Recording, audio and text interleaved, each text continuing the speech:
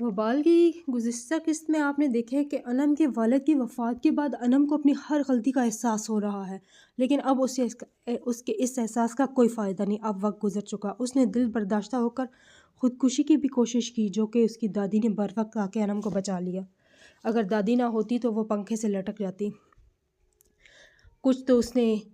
باتیں سنی دادی کی، اور ماں جو اس کی بہن ہے اس کی باتیں سن کے وہ دل برداشتہ ہو گئی اور اس نے خودکشی کی کوشش کی۔ دادی بھی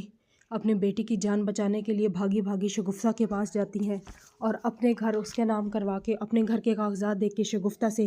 اپنے بیٹے کے گھر کے کاغذات لے آتی ہے، لیکن کیا فائدہ ہوا، پھر بھی انم کے والد کی وفات ہو جاتی ہے۔ اب اگلی قسط میں، جیسا کہ میں نے پچھلی قسط میں بتایا تھا کہ شگفتہ کو پولیس پکڑ کے لے جائے گی، میری پچھلی ویڈیو میں نے آپ کو بتایا کہ شگفتہ کو پولیس پکڑ کے لے جائے گی، اسی طرح اب اس ایپیسوڈ میں تو نہیں، نیکسٹ ایپیسوڈ میں شگفتہ کو پولیس پکڑ کر لے جائے گی تھانے۔ گل خان جو ہے وہ شگفتہ بازی پہ کیس کروا دے گا، اور فراز بھی انم کو گھر سے نکال دے گا، اسے طلاق دے دے گا، جس کی وجہ سے انم کے لیے اب رہنے کے لیے کوئی ٹھکانہ باقی نہیں بچتا۔ اسی طرح انم جو ہے فراز کے گھر سے جب نکلتی ہے تو راہ چلتے ہوئے اس کا ایکسیڈنٹ ہو جاتا ہے اور اس کی وہیں پہ موت ہو جائے گی،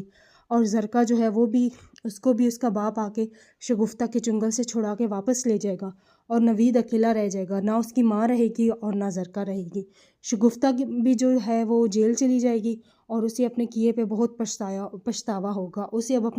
رہ کر اپنے کیے ہوئے ہر انسان پہ ظلم یاد آئیں گے، جن سے اس نے سود اکٹھا کیا تھا، لیکن اب اس کا وہ سود بھی اس کے کچھ کام نہیں آیا۔ اب دیکھتے ہیں کہ اس کی اگلی ایپیسوڈ میں کیا ہوتا ہے۔